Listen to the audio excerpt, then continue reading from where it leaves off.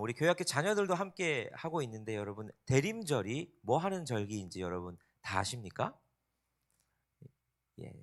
대림절은 한마디로 말하면 기다리는 절기입니다. 예수님이 오시는 걸 기다리는 절기가 대림절이다 할 수 있습니다. 첫 번째는 예수님께서 이미 오셨던 그걸 기념하는 이 성탄절, 예수님이 첫 번째 오신 그 성탄절을 기다리는 절기이기도 하고, 두 번째는 내가 다시 오겠다라고 약속하신 그 예수님께서 다시 오실 것을 기다리는 절기가 대림절입니다. 대림절은 기다림의 절기다 하는데 사실 우리가 뭐 매일매일이 예수님 다시 오실 걸 기다리는 게 우리 신앙생활이죠. 매번 다시 오실 것을 기다려야 하는데, 그런데 그럼에도 불구하고 우리가 그걸 까먹고 살 때가 많으니 우리 이 대림절 기간에는 다시 그걸 기억해서 우리가 예수님 다시 오심을 기다리는 사람이구나 하는 걸 잊지 말자. 그게 바로 우리 대림절을 보내는 의미입니다. 그 대림절은 예수님이 다시 오실 것에 대해서 기대하는 마음과 기다림이 있어야 됩니다. 자, 그럼 한번 생각해 보시죠. 여러분 집에 오늘 예수님께서 손님으로 방문하신다. 그러면 여러분은 어떤 준비하시겠습니까? 만약에 여러분 집에 아주 귀한 손님이 오신다. VIP라고 하죠.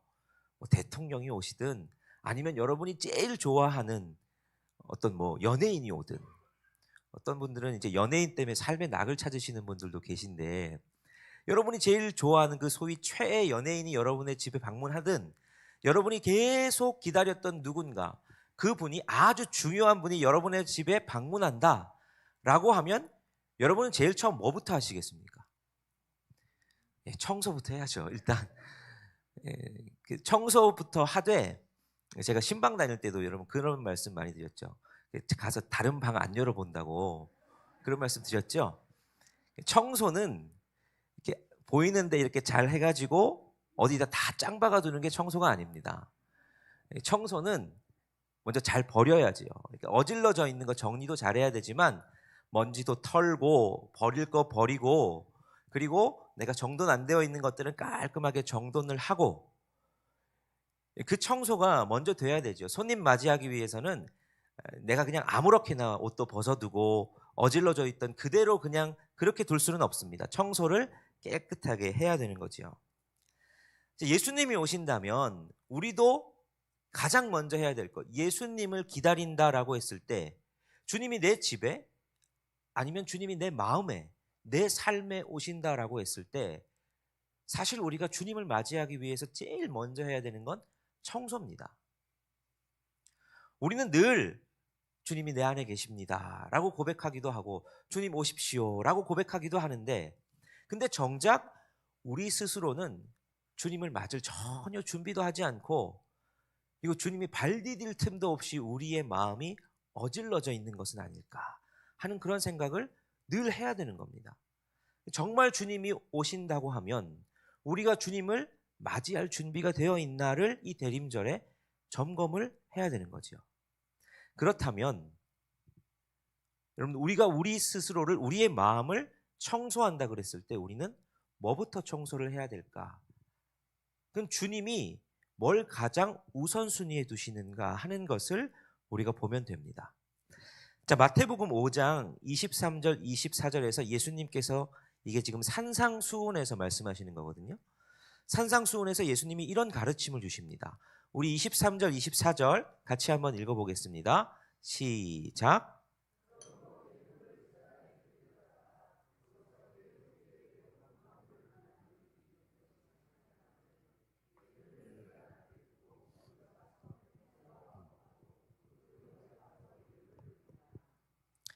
조금 더우실 수 있을 것 같아서 뒤에 난방기를 누가 꺼주시면 좋을 것 같습니다. 여기서 보면 예수님께서 가르침을 주는데 하나님 앞에 예물을 드리러 갑니다. 근데 예물을 드리러 가려고 하다가 번뜩 생각하는데 누구랑 관계가 안 좋은, 원망 들을 만한 일이 생각나면 예수님 말씀하십니다. 예물 드리는 거 멈추고 가서 그 사람하고 화목하게 한 후에 다시 와서 예물을 드려라, 이렇게 말씀하시죠. 자, 예물을 드리는 게 여러분 얼마나 중요한 일입니까? 예물을 드리는 시간은 하나님 앞에 예배하는 시간, 제사하는 시간, 하나님 앞에 나아가는 시간입니다. 그것보다 중요한 게 있을까 싶은데 하나님 앞에 정성스럽게 예물을 준비해서 드린다. 여러분 이거보다 중요한 게 있겠나 싶은데 예수님은 그거보다 먼저 할 게 있다는 겁니다. 그거보다 먼저 할 게 뭐냐? 형제랑 화목하게 한 후에 다시 와서 그리고는 예물을 드리라는 겁니다. 우선순위가 어디 있는 겁니까? 예물을 드리는 것보다 먼저 해야 할 게 형제랑 화목하게 하는 것이다 라고 말씀을 하시죠. 그렇다는 건 예수님께서 정말 바라시는 게 뭡니까? 예물 드리는 것보다 형제랑 화목한 걸 주님께서 더 원하시더라.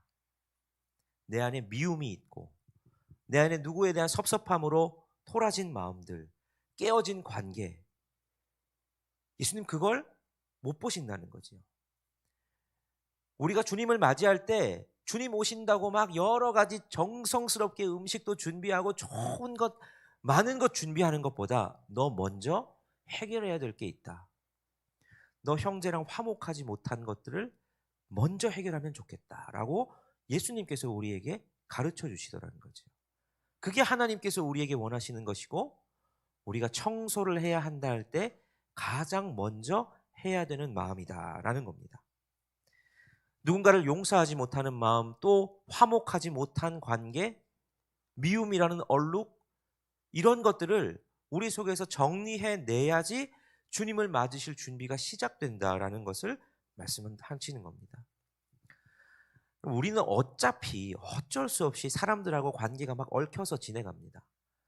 가정에서도 그렇고 교회에서도 그렇고 직장과 여러분 사회생활, 이웃과의 관계, 학교에서 친구들을 만나고 학원도 가고 우리는 어쩔 수 없이 많은 사람들하고 관계를 맺고 살아갑니다. 이렇게 얽혀서 살아가지요.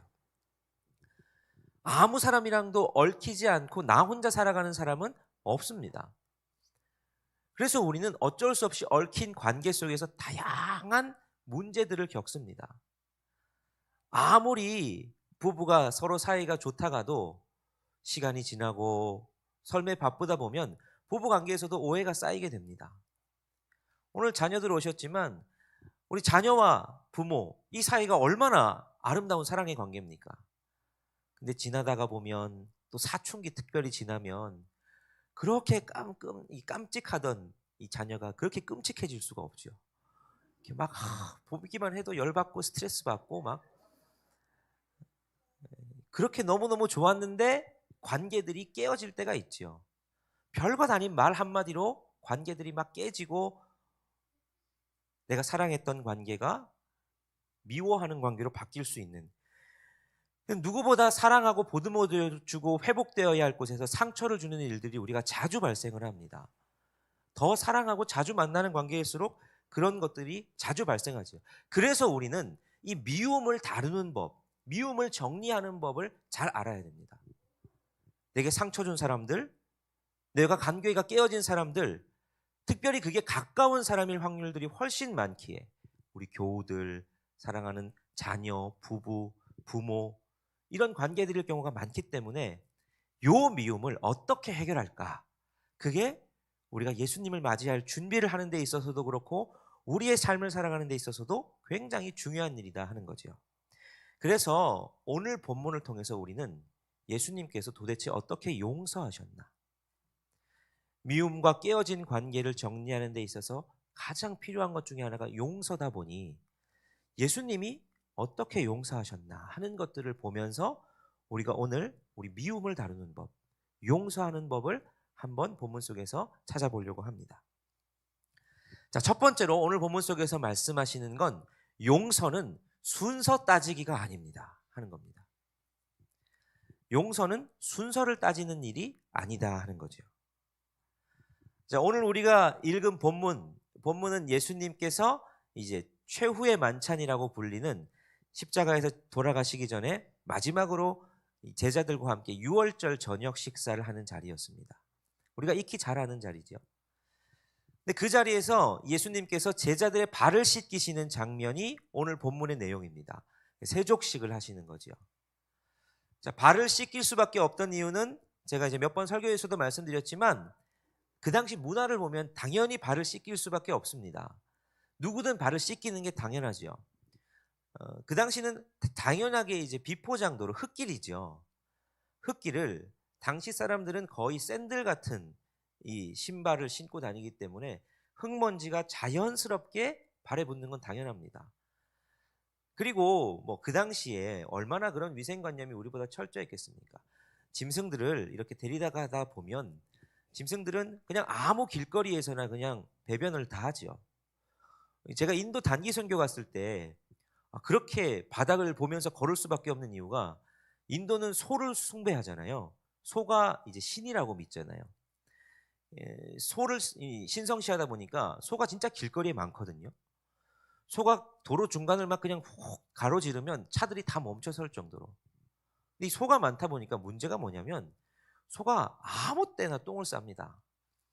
그럼 그게 길거리에 곳곳에 있어요. 조금 시간이 지나서 굳으면 괜찮은데 이게 안 굳으면 자칫하면 진짜 큰일 나거든요. 이렇게 막 그냥 범벅이 됩니다. 그래서 계속 바닥을 보면서 갈 수밖에 없어요. 근데 이 당시 예수님 때도 비슷하지 않았을까요? 양도 그렇고 염소도 그렇고 소도 그렇고 각종 가축들 친다고 하지만 그것들 데리다 가다 보면 길이 엉망이었던 길들도 많을 겁니다. 그런 길을 하루 종일 돌아다니다가 집에 오면 당연히 발은 어떻습니까? 엉망진창이죠. 그러니까 집에 들어오면 발을 씻는 게 당연한 일입니다. 게다가 밥을 먹으려면 그 당시는 식사하는 게 우리처럼 뭐 상에 이렇게 식탁이 앉는 것도 아니고 상에 앉아서 정자세로 꼿꼿하게 있는 것도 아니고 아주 낮은 상인데 이렇게 옆에 비스듬히 기대서 발을 이렇게 뻗습니다. 자연스럽게 옆에 사람의 발이 내 머리나 등이나 이쪽에 오기에 마련입니다. 그러니까 밥을 제대로 먹으려면 발을 깨끗이 씻어줘야 옆에 사람들이 밥 먹기가 괜찮은 거지 발도 안 씻으면 이게 밥 먹는데 너무 지장이 있는 거죠. 그래서 원래는 그곳에 하인이나 종이 있으면 온 손님과 주인의 발을 다 씻겨주는 게 맞습니다. 근데 오늘 본문의 자리는 하인이 없습니다. 예수님과 제자들밖에 없죠. 이 6월절 식탁의 자리에서 그런데 아무도 서로가 서로의 발을 씻어주려고 하지 않습니다. 내가 저 사람 발 씻기면 내가 저 사람보다 낮은 사람, 얕보이는데 하는 그 개념 때문에 이 사람들이 아무도 서로 발을 씻어주지 않았던 거예요. 심지어 예수님의 발조차도 씻어주는 사람이 없었다라는 거죠. 자, 그러자 어떤 일을 하십니까? 예수님께서 허리에 수건을 두르시고 일어나셔서 제자들의 발을 씻기신다 하는 겁니다. 이게 예수님께서 하셨던 일입니다. 여러분, 팽팽한 긴장감이 있는 가운데서 예수님께서 먼저 제자들의 발을 씻기십니다. 예수님에게 예의가 아니죠. 근데 우리가 거기서 더 봐야 될 건 그 중에 누구도 있느냐? 조금 있으면 예수님을 팔아넘길 가룟 유다도 있습니다. 그리고 또 조금 있으면 예수님을 저주하고 3번이나 부인할 베드로도 거기 있습니다. 예수님 그걸 다 아십니다. 베드로한테도 너 나 3번 부인할 거다 말씀하시죠. 가룟 유다한테도 가룟 유다에게 대놓고 네가 할 일을 해라. 그리고 제자들에게 여기 나 팔아넘길 사람이 있다. 다 알려주십니다. 예수님 다 알고 계셨거든요. 근데 그런 가룟 유다의 발도 베드로의 발도 예수님이 다 씻기십니다. 여러분 한번 생각해 보십시오. 여러분에 대한 누군가가 뒷담화 뒤에서 막 여러분들에 대한 비방을 하는 걸 여러분이 들으셨어요. 그리고 저 사람 분명히 믿는 도끼에 발등 찍힌다고 내 발등 찍을 사람이다 라는 걸 여러분이 알게 되셨어요. 그 사람이 뒤에서 무슨 일 꾸미는지 여러분이 다 아셨어요. 그러면 여러분 그 사람 볼 때 웃으면서 아주 친근하게 안으면서 그렇게 대하실 수 있으시겠습니까? 예수님이 지금 하신 건 그것보다 훨씬 더한 일. 자기를 팔아넘겨서 십자가에 달려 죽게 할 제자의 발도 그렇게 자기는 예수님 추제자라고 주장하면서 따라다녔던 베드로가 예수님 저주하면서 부인할 것도 다 아셨는데도 불구하고 그들의 발을 씻기십니다. 용서는 순서 따지기가 아니라는 걸 예수님께서 보여주시는 겁니다. 네가 먼저 나한테 잘못을 구하면 내가 용서해 줄게가 아니죠. 여러분, 그리스도인의 용서는 이런 거라는 걸 예수님께서 보여주시는 겁니다. 그리스도의 용서는 내게 잘못한 사람이 내게 잘못을 구할 때 그때서야 내가 넓은 마음으로, 내가 높은 사람이니 내가 그래 용서해 줄게 허락하는 게 용서가 아니라는 겁니다. 선제적으로 하는 게 용서라는 거죠. 그가 나에게 뭔가 용서를 구하지 않고 여전히 앞으로 잘못을 하겠지만 내가 그를 품고 용서해 줄 수 있는 것, 그게 우리들의 마음을 청소하는 그리스도인의 용서다라고 주님께서 우리에게 알려주고 계신 겁니다. 로마서 5장 8절 말씀은 우리에게 이렇게 얘기를 하시죠. 우리 한 목소리로 같이 읽어보겠습니다. 시작. 우리가 아직 죄인 되었을 때에 그리스도께서 우리를 위하여 죽으심으로 하나님께서 우리에 대한 자기의 사랑을 확증하셨느니라. 하나님께서 우리를 사랑하시고 우리의 모든 죄를 용서하신 것은 사실 언제부터냐? 우리가 아직 죄인 되었을 때부터였습니다. 우리가 죄인 되었을 때에 그때 예수님을 우리 가운데 보내시고, 우리는 아직 죄인 되었을 때에 예수님은 우리를 위해서 목숨을 버리시고 십자가에 달려 돌아가셨습니다. 우리가 주님 앞에 주님 우리가 잘못했습니다. 주님 내가 죄인입니다. 그제서야 주님께서 용서의 손길을 내미신 게 아니고 주님은 이미 우리를 용서하셨고 그 용서가 완성되는 때는 우리가 용서를 구할 때지요. 그런데 주님은 이미 우리를 다 용서하셨습니다. 그리고 우리에게도 말씀하십니다. 너도 그렇게 해라. 그게 그리스도인의 용서고 이 대림절에 우리가 우리의 마음을 청소해야 할 작업이다라고 주님께서 우리에게 알려주시는 거죠. 올해 9월에 미국에서 큰일이 있었습니다. 찰리 커크라는 유명한 사회운동가이기도 하고 이제 뭐 여러 평화 활동을 하는 또는 이제 보수 운동가라고 이게 미국에서는 정의하기도 하지만 신앙이 아주 좋은 크리스천이기도 한 이 사람이 이제 암살을 당했죠. 이건 그야말로 정치가 너무 양극단으로 간 이 결과입니다. 여러분들이 뭐 정치적으로 뭔가 옳고 그름을 판단하는 게 아니라 여러분 한 사람이 암살을 당했다는 이 사실은 얼마나 정치가 잘못되어 가고 있는가를 보는 거죠. 사람이 사람을 죽일 정도로 정치가 그렇게 되어가고 있다. 여러분 정치는 사람을 잘 살게 하고 살리기 위해서 하는 것인데 그게 잘못되다 보니 이 결과까지도 났지요. 여러분 이 사람이 믿음이 좋은 사람입니다. 아주 훌륭한 그리스도인입니다. 근데 이 사람이 유타 밸리 대학에서 여러 토론회를 할 때에 암살을 당했죠. 총격을 당했습니다. 이 사람이 나이가 31살입니다. 미국 나이로. 너무너무 젊은 사람이고 미국에서는 유망한 젊은이로 알려졌는데 돌아가셨죠. 전 세계의 그리스도인들, 이분을 알았던 그리스도인들이 정말 많이 안타까워했습니다. 참 많은 일을 하실 수 있는 사람인데 라는 생각을 했죠. 그래서 이 암살범을 찾는데 막 혈안이 되었고 많은 사람들이 분노했고 막 했습니다. 근데 이분이 이제 결혼을 해서 아내가 있는데 그 아내인 에리카 커크가 공식적으로 그 암살범에 대해서 용서를 선포합니다. 이렇게 말하죠. 나는 그를 용서합니다. 예수 그리스도께서도 우리를 용서하셨고 남편도 그를 용서했을 겁니다. 증오의 답은 증오가 아니에요. 답은 사랑입니다. 이렇게 하면서 용서를 선포합니다. 이게 뭐 당연히 그냥 그렇게 해야 될 것 같지만 여러분 이게 쉽지 않지 않습니까? 31살의 남편을 떠나보냈습니다. 자녀들과 이제 오랜 기간 그 자녀들을 책임지며 남편 없는 삶을 살아야 하는 아내가 할 수 있는 용서가 아니지요. 세상의 기준으로는 쉽지 않은 용서입니다. 그런데 이 에리카 커크는 먼저 용서를 선포합니다.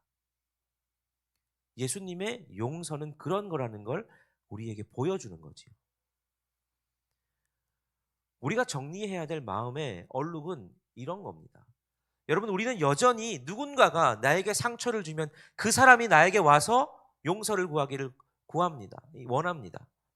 자녀가 나에게 상처를 줬으면 자녀가 나에게 와서 먼저 용서를 구하기를 원하고, 부모가 나에게 상처를 줬으면 부모가 나한테 넙죽 엎드려 용서를 구하기를 원하고, 옆에 있는 성도 누군가가 나에게 상처를 줬으면 그 사람이 잘못을 시인하면 내가 겨우 넓은 아량으로 받아주겠다라고 생각하거나, 아니면 그래도 나는 용서 못하겠다라고 품고 있는 게 우리들의 모습일 수 있습니다. 그런데 오늘 예수님께서는 우리에게 그게 용서가 아니라 너희가 먼저 용서하는 것, 그게 그리스도인의 용서란다, 우리에게 말씀해 주고 계신 거죠. 두 번째로 오늘 용서에 대해서 주님 말씀해 주시는 건, 용서는 말이 아니라 섬김으로 하는 겁니다 라는 걸 우리에게 알려주십니다. 용서는 말이 아니라 섬김이라는 거죠. 자, 우리가 누군가를 용서한다고 할 때, 그래, 내가 용서할게, 괜찮아, 말로만 용서하는 경우가 있습니다. 근데 사실 어때요, 여러분? 말은 괜찮아 하는데 이거 진짜는 안 괜찮은데 억지로 괜찮아 하는 분들도 계시죠. 용서는 말로 하는 게 아니라 몸으로 보여주는 게 진짜 용서다라는 겁니다. 자, 오늘 요한복음 13장 14절에서 예수님 이렇게 우리에게 말씀해 주시죠. 우리 같이 한번 다시 읽겠습니다. 시작. 내가 주와 또는 선생이 되어 너희 발을 씻었으니 너희도 서로 발을 씻어주는 것이 옳으니라. 예수님께서 제자들을, 그 가룟 유다와 그 베드로를, 그리고 자기의 발도 씻지 않은 무례한 제자들에 대해서 먼저 어떻게 하십니까? 야, 괜찮아, 그럴 수 있어, 말하지 않으셨습니다. 그냥 허리에 수건을 두르시고 일어나 물을 뜨신 후에 그 제자들의 발을 씻으십니다. 말이 아니라 섬김을 통해서 용서를 보여주십니다. 하나님의 용서는 그냥 말에 그치는 용서가 아니었습니다. 자기 하나밖에 없는 외아들인 독생자 예수 그리스도를 이 땅에 보내주십니다. 그리고 그 예수님을 십자가에 달려 돌아가게 하십니다. 우리를 대신해서 죽게 하십니다. 그걸 보여주시는 겁니다. 그게 바로 하나님께서 우리에게 보여주신 용서법이었습니다. 용서는 높은 자리에서 그냥 내가 봐줄게, 그게 아니라, 용서는, 그리스도인의 용서는 먼저 허리를 굽혀 그의 발을 씻기는 겁니다. 그러면 내가 지는 것 같고 내가 억울한 것 같은데, 그게 하나님께서 우리에게 원하시는 용서다라는 겁니다. 그 구체적인 섬김. 여러분, 이런 설교하는 저도 마음에 너무 찔립니다. 설교 준비하면서도 나는 그렇게 못하는데, 저도 집에서 이렇게 막 기세 싸움을 이렇게 하게 될 때도 있고, 누군가를 용서한다는 거 여러분 얼마나 쉽지 않은 건지를 계속 느껴가고 있지요. 그럼에도 불구하고 우리가 이 말씀을 나누는 건 주님께서 원하시는 대림절의 준비, 주께서 다시 오실 것에 대한 우리의 마음의 준비, 주님께서 원하시는 용서는 어떤 것이냐? 말로만 하는 게 아니라 오히려 내게 상처 준 자를 향해서 섬겨내는 것, 순서를 따지는 것이 아니라 먼저 다가가서 그에게 용서를 하는 선제적인 용서. 여러분, 이게 오늘 우리에게 하나님께서 원하시는 용서, 주님께서 우리의 마음에 원하시는 청소의 모습이다라는 겁니다.